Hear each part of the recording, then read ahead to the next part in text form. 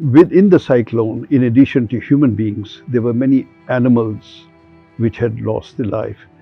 And what army was doing was, with the help of East-Pakistani soldiers and officers, they were dragging these carcasses and then basically burning them. But the people said, this West Pakistani army is burning our people.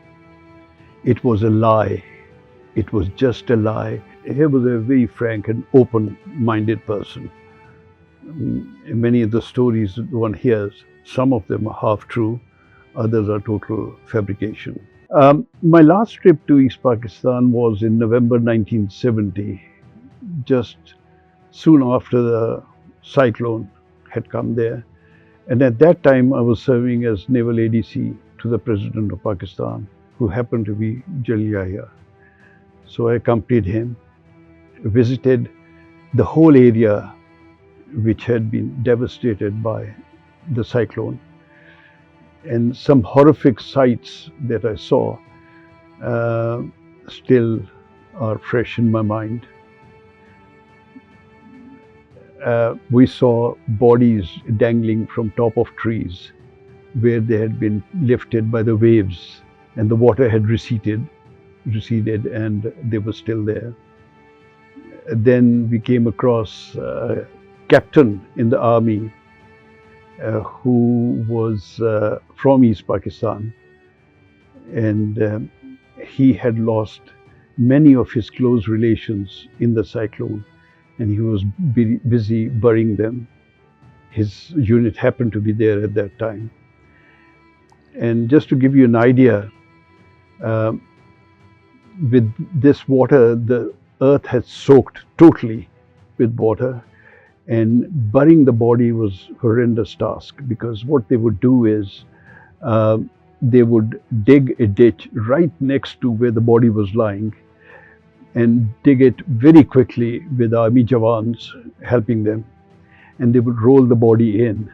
By that time, the water would have seeped in and the body would float in the grave that they had dug. And then the dirt that they had collected from the grave, they literally had to put it on top of the body to make it sink. Unfortunately, it was really, in a way, criminal to me how political divide, they used this tragedy for the political objectives. Within the cyclone, in addition to human beings, there were many animals which had lost their life. And what army was doing was, with the help of East Pakistani soldiers and officers, they were dragging these carcasses and then basically burning them. But the people said, this West Pakistani army is burning our people. It was a lie. It was just a lie, and that they were playing with the emotions of people and creating hatred of one region from the other. And this had happened end of 1970. The actions later showed what they were really aiming for.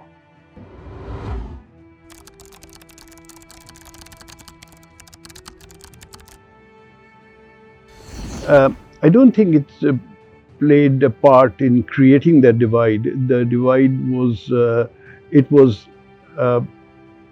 made full use of by the Awami Party at that time to stir up emotions and create misunderstandings and hatred. But that was part of the larger agenda, the way I felt it.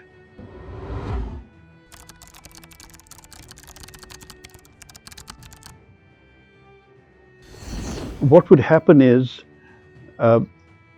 when a visitor, an important visitor came, and if President was a little busy with something else, ADC's room was one of the places they would sit and that gave the occasion to chat with them. Otherwise, there was a guest room also where they could wait. And Mujib Ur Rehman Sahab came in my office at that time, and we just chatted. And I wanted to learn a little bit more about his 6-point agenda. And I discussed with all these things. He had his point of view.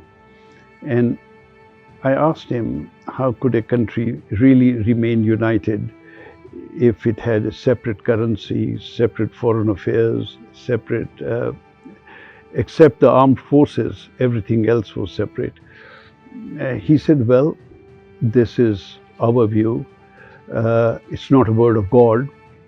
If the other side has another view, they can put forward and we can discuss. It's not a signed and sealed thing.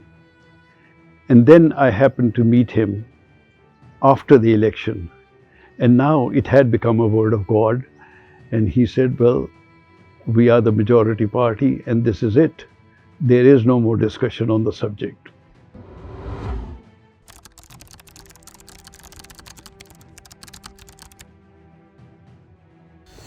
Yeah, I heard from him directly, and also directly from Sabzade Yaqub Khan. They firmly believed that what Mujib Ur Rehman wanted was more autonomy. He never ever had the intention of separating from West Pakistan. That was not his intention. That was their view, and I thought they both had held very, very important positions in then East Pakistan. One was governor, other was military in charge, and they must be having very solid reasons to do that. But then there was another incident that happened. There was a political meeting, Awami League's political meeting, taking place at there's a huge mosque in Dhaka, I forget, some Baitul Haram or Baitul something like that. And at that, a lot of crowd had gathered together, and there was some unruliness. There was some firing also.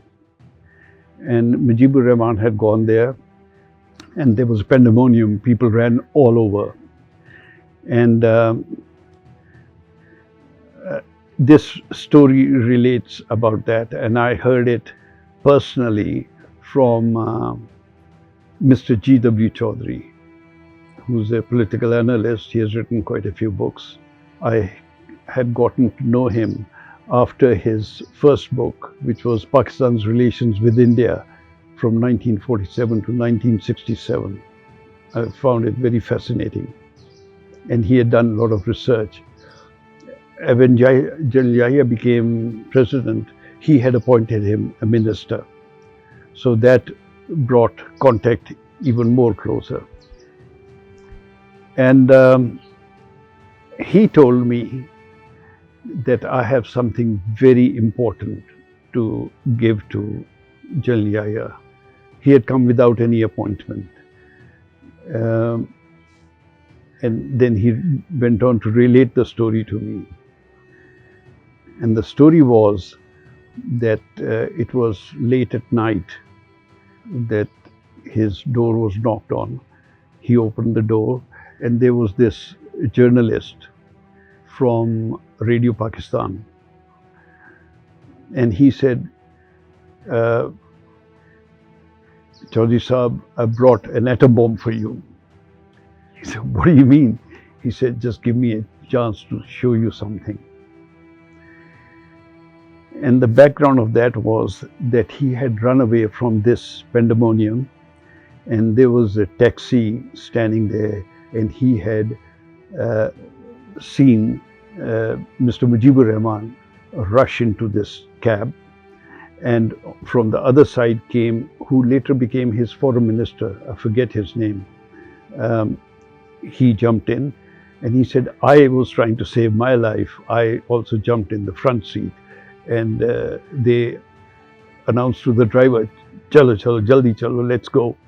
And we went to Mr. Mujib Ur Rehman's house, Dhan Mandi, I think he lived in. And then this future foreign minister was saying, "This is ridiculous what has happened here. I think you should just go ahead and announce the creation of Bangladesh." And he said, "No, listen, calm down. We'll do it at our time and choosing." He said, "But they may not give you that time." And he said, "We have to take measures. For example, bring the State Bank of Pakistan here, bring the naval headquarters here, and then at our calling, we will call it quits." So, and then he said, "No, we just have to calm down and we'll do that." Now, this fellow had a tape recorder that was hanging from his neck, and he had quietly switched it on. And all this conversation was recorded. So G.W. Chaudhry said, this fellow said, "Just listen to this." And he switched on the tape recorder. And sure enough, this was the conversation. He said, "Give it to me. I'll show it to the president." He said, "Absolutely. That's why I was thinking, who is the right person to give it to and who could show it to the president?" He said, "This is what I've come to." I said, "Don't worry. You're the first person he'll meet." Because Mujib Ur Rehman was coming to see him at 10 o'clock or 10:30, and this was 8:30 in the morning. So I went to Jalal Yahya and I said, "Sir, Mr. G.W. Chaudhry has come to call on you, and he has got some very urgent and important message to convey to you." He said, "Did he have an appointment?" I said, "No, he didn't, but I think the occasion warrants that." "Okay, call him in." So I had already made the arrangements to get the tape recorder, and G.W. Chaudhry switched it on to him. And Jalal Yahya did get a bit flustered, and he said, "Leave it with me. Mujib Ur Rehman is coming over to see me. I'll share it with him." She said, "Fine." Later on, Mujib Ur Rehman came and called on Jalal Yahya, and Jalal Yahya wasn't as jovial and as forthcoming and friendly this time, because they were good friends. They would chat very informally, and he said, "Sheikh Sahab, I've got something to show you." And he switched it on. Sheikh Sahab lighted his pipe, and listened to it very calmly. He wasn't flustered at all. And after this brief recording was over, then Yahya asked him, "Is that you?" He said, "Yes." He said, "Then does this show your plan?" He said, "Listen, you have to understand, most of my people, they're pressing me to announce separation, do this. I have to pacify them somehow. I just have to keep them down and down." And that's what it was. It was amazing. It's anybody's guess who is right, who is wrong.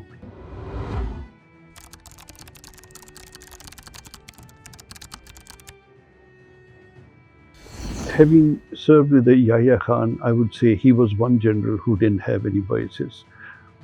And he had close relationships with Bangladeshis, with Punjabis, with Sindhis, wherever he did.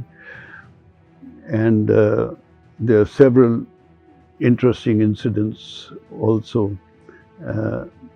where one can see he was a very frank and open-minded person. Many of the stories one hears, some of them are half true, others are total fabrication. He had very good, very cordial relations with Mujib Ur Rehman, and Mujib Ur Rehman was apparently very open to him. So I don't think he had any negative biases about Mujib Ur Rehman. At least I never heard anything from him about Bengalis as such, as general people. He was very open in his views. If he had any during the year and a half that I was with him, I would have heard something.